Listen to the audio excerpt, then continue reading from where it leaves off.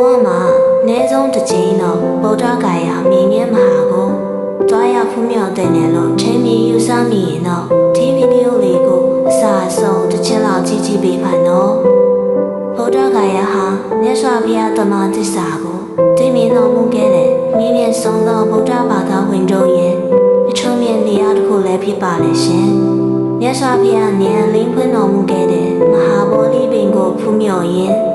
စိတ်ရဲ့ဟေးချဲမှုငြိမ်းချမ်းမှုကိုခံစားနိုင်တယ်လို့မိမိဘဝရဲ့ဖြစ်ပျက်များကိုပြန်လဲသုံးသပ်ဖို့အတွက်လည်းအဖို့တန်ဆုံးသောအချိန်တစ်ခုဆိုလဲမမဲမချမ်းမဘူးရှင်မိမိစိတ်တဏှာရဲ့ယုံကြည်မှုကိုပုံမခိုင်မာစေပြီးစိတ်ရဲ့ဟေးချမ်းမှုငြိမ်းချမ်းမှုကိုရှာဖွေဖို့အတွက်ဆိုရင်တော့ဗုဒ္ဓဂါယာဟာဘဝမှာအနည်းဆုံးတစ်ခေါက်တော့မဖြစ်မနေတွားရပူညော်တဲ့နေရာတစ်ခုလို့ညွှန်ဆိုခြင်းပါလေရှင်ဗုဒ္ဓဂါယာဖျားမှုပြီးစဉ်များနဲ့ပတ်သက်ပြီးဒီကျင်နာမင်းမြတ်လိုပါက